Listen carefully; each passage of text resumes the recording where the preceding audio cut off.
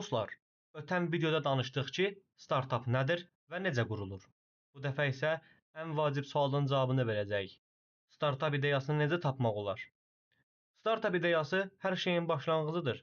Amma hər fikir startap ola bilməz. Sadə sual verməklə başla. İnsanların hansı problemini həll edə bilərəm?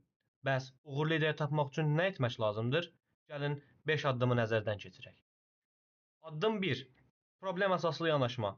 Həyatında və ya ətrafında gördüyün problemlərə diqqət yetir. Uğurlu startapların çoxu sadə problemləri fərqli və ya daha yaxşı həll etməklə yaranıb. Addım 2. Trend və bazar analizi. Bazarda nə baş verdiyini izləmək çox vacibdir. Hansı sahələr böyüyür, hansı texnologiyalar trenddədir? Bəzən uğurlu ideya trendə uyğun gələn sadə bir həll ola bilər.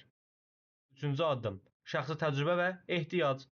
Bəzən ən yaxşı ideya öz həyatındakı problemlərdən gəlir. Özün üçün bir şeyi sadələşdirmək istəyirsənsə, başqaları üçün də dəyərli ola bilər. Dördüncü addım. İdeyanı sınamaq. Fikirlər yalnız yazıda qalmamalıdır.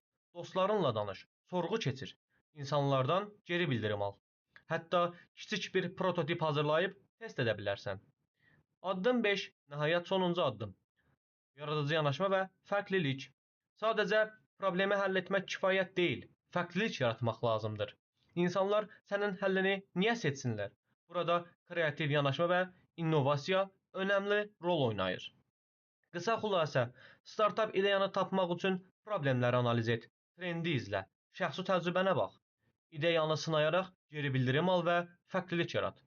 Əgər bu addımları düzgün izləsən, uğurlu bir startap ideyasına sahib olmaq şansın çox yüksəkdir. Son söz. Videonu bəyəndinizsə, like atın, kanala abunə olun və zəng işarəsinə klikləyin. Növbəti videoda MVP, Minimum Viable Product necə hazırlanır, onun mövzusunu ətraflı şəkildə izah edəcəm.